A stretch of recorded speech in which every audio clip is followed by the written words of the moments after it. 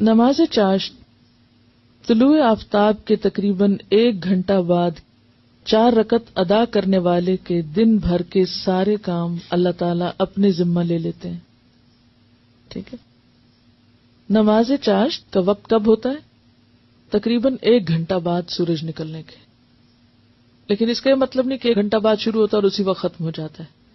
یہ پھر آگے چلتا رہتا ہے جب تک زوال نہ ہو جائے. یہی صلاۃ الضحیٰ ہے. ضحیٰ کا مطلب ہوتا ہے نا سورج کا چمک اٹھنا.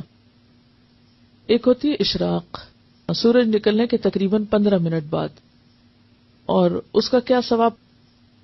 پورے حج اور عمرے کا، کہ اگر کوئی شخص فجر کی نماز کے بعد مصلی پر ہی بیٹھا رہے، ذکر اذکار کرتا رہے، اور پھر تقریباً سورج نکلنے کے 15 منٹ بعد 2 رکعت نماز پڑھ لے، تو اس نماز کا اجر و ثواب پورے حج اور عمرے کا ہے. صحیح مسلم کی روایت میں ہے، طلوع آفتاب کے تقریباً 2.5 گھنٹے بعد جو نفل ادا کیے جاتے ہیں انہیں نماز اوابین کہتے ہیں. ٹھیک ہے. بالکل قریب میں پڑھیں تو اشراق بول دیتے ہیں، ذرا گھنٹے بعد پڑھیں تو چاشت بولتے ہیں، ضحیٰ جس کو بولتے ہیں، اور 2.5 گھنٹے بعد پڑھیں تو اوابین. اصل میں یہ اشراق چاشت ایک ہی ہے. اگر ذرا پہلے پڑھ لیں تو اشراق ہے، تھوڑا دیر سے کریں تو چاشت ہے. ٹھیک ہے. اصل میں وہ صبح کی نماز ہی ہے، ایک طرح سے سورج طلوع ہونے کے بعد کی نماز ہے بیسیکلی. ذرا دھوپ بلند ہو جائے تو وہ ضحیٰ ہو گیا. سورج نکلنے کے تھوڑی دیر بعد یعنی 15 منٹ کے اندر پڑھیں تو اشراق کہلائے گی. ذرا تھوڑی تاخیر کرے اور دھوپ خوب چمک اٹھے تو ضحیٰ کہلائے گی. لیکن بیسیکلی ایک ہی نماز ہے، تھوڑا وقت کے آگے پیچھے ہونے سے نام بدل جاتا ہے. رسول اللہ صلی اللہ علیہ وسلم نے فرمایا، اللہ تعالیٰ فرماتا ہے، اے آدم کے بیٹے، خالص میرے لیے 4 رکعتیں، خالص میرے لیے 4 رکعتیں اول دن میں پڑھ، یعنی اشراق کی.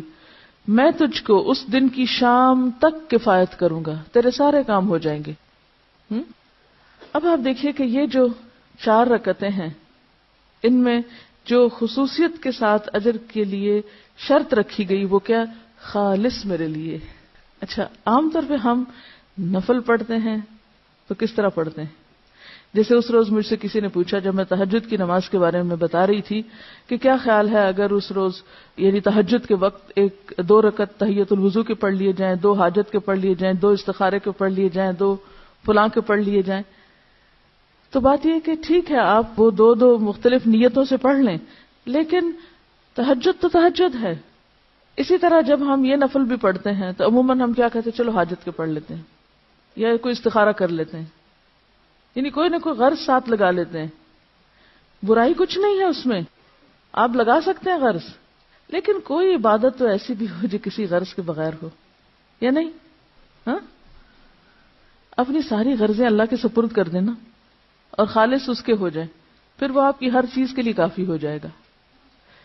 اصل میں ہمارا ذہن یہ ہوتا ہے کہ جیسے مختلف چیزیں ہمارے ہاتھ میں ہے نا، ہم یہ کر کے یہ کروائیں اللہ تعالیٰ سے، یہ پڑھ کے یہ کروائیں، اس چیز سے یہ مسئلہ حل کرائیں.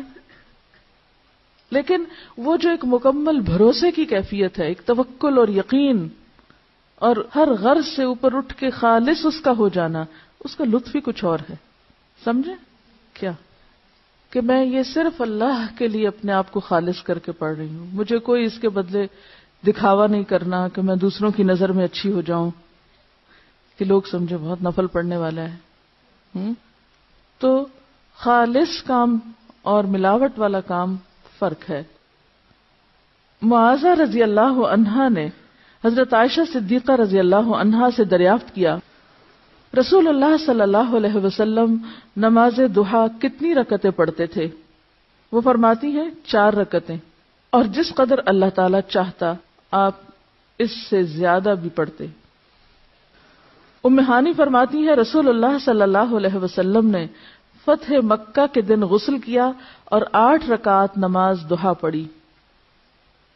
معلوم ہوا کہ اشراق کی رکعتیں 2، 4 یا 8 ہیں جو سنت سے ثابت ہیں.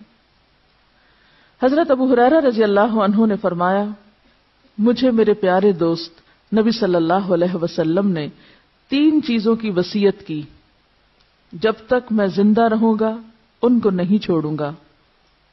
ہر عربی مہینے میں ایام 20 یعنی 13, 14 اور 15 کے 3 روزے, چاشت کی نماز اور سونے سے پہلے وتر پڑھنا. یہ 3 کام کبھی نہ چھوڑوں گا. تو پہلی حدیث سے کیا پتہ چلتا ہے کہ ضحیٰ کی نماز 2 رکعتیں ہے, دوسری سے 4 اور تیسری حدیث سے 8. تو آپ 2 بھی پڑھ سکتے ہیں اور 8 تک بھی لے جا سکتے ہیں, یہ حسب حالات ہے, جتنی وقت ہو. یہ 4 رکعتیں یا 8 رکعتیں 2 کر کے پڑھیں گے, یعنی ہر 2 رکعت کے بعد سلام پھیریں گے. ان کا سوال یہ کہ چاشت کی نماز کتنے بجے ہے. دیکھیے کہ بجے کی حدیث میں کسی بھی نماز کا وقت گھنٹوں کے حساب سے یا بجے کے حساب سے نہیں بتایا گیا. اس میں سورج غروب ہونے کے بعد, سورج طلوع ہونے کے بعد, سورج طلوع ہونے سے پہلے, زوال ہونے کے بعد, دن ڈھلنے کے وقت, اس طرح کے اوقات بتائے گئے ہیں تاکہ دنیا میں آپ کہیں بھی ہو تو سورج کے اتار چڑھاؤ سے, آسمان کی روشنی سے اپنا کیلنڈر اور اپنی گھڑی, یعنی آسمان پر سورج کا نکلنا اور غروب ہونا اور ڈھلنا اور اونچا نیچا ہونا, یہ ایک عالمی کلاک ہے. آسمان آپ کے لیے کیا ہے؟ کلاک, اور اس کی سوئی کیا ہے؟ سورج. ٹھیک ہے, تو ساری نمازیں اسی سے کسی نہ کسی طرح جڑی ہوئی ہیں, حتیٰ کہ عشاء کی نماز بھی جب روشنی ختم ہو جائے. ایک بات میں آپ کو پتہ کی بتا دوں دین پر عمل کرنے کے سلسلے میں, جس میں آپ کو بڑی سہولت ہو جائے گی. سمعنا واتعنا, سورج نکلا ہے, ایک نیزے برابر ہوا ہے, پڑھ لو, بس پڑھ لی. 2, 4, 8 بس ٹھیک ہے. اگر بہت ڈیٹیلز میں جائیں گے, اب اگر اگلا سوال آپ کا یہ ہو کہ صورتیں اس میں کون سی پڑھیں, کتنی طویل ہو, سجدے کتنے ہوں, مشکل میں پڑھتے جائیں گے. سمپلی ایک بات سنیں اور اس کو جتنی سمجھ آتی وہ کر لیں, اور انشاءاللہ اس میں خیر ہوگی. بس جب آفتاب طلوع ہو کر ایک نیزے کے برابر بلند ہو جائے تو اس وقت نوافل کا پڑھنا نماز اشراق کہلاتا ہے, یعنی تقریباً 15 منٹ کے بعد. زید بن ارقم رضی اللہ عنہ سے مروی ہے, حدیث میں اس نماز کو صلاۃ الاوابین بھی کہا گیا ہے. اوابین کا لفظ اواب سے ہے. اواب کا کیا معنی ہوتا ہے؟ رجوع کرنے والا, بار بار پلٹنے والا. مغرب اور عشاء کے درمیان پڑھی جانے والی نماز کو جس روایت میں صلاۃ الاوابین کہا گیا ہے وہ مرسل ہے, یعنی ضعیف ہے. عام طور پر ہمارے ہاں کیا مشہور ہے؟ اوابین کی نماز مغرب کے بعد پڑھتے ہیں لوگ, جبکہ صحیح حدیث کے مطابق یہ نماز اشراق کی نماز ہے. اور یہ جو بار بار پلٹنے کی بات ہے نا, اب یہ ہے کہ جیسے تہجد کی نماز کے لیے اللہ کے حضور حاضر ہوئے, پھر فجر کی نماز کے لیے پھر پلٹے, تو پھر اشراق کی نماز کے لیے, تو یہ بار بار پلٹنا جو ہے یہی دراصل اواب ہونا ہے.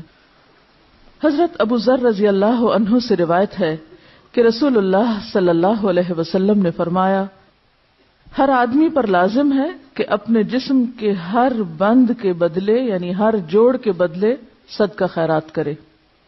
بس ہر تسبیح صدقہ ہے, یعنی سبحان اللہ پڑھنا, ہر تحمید یعنی الحمدللہ کہنا صدقہ ہے, ہر تحلیل یعنی لا الہ الا اللہ کہنا صدقہ ہے, ہر تکبیر یعنی اللہ اکبر کہنا صدقہ ہے, امر بالمعروف صدقہ ہے, اور نہی عن المنکر بھی صدقہ ہے.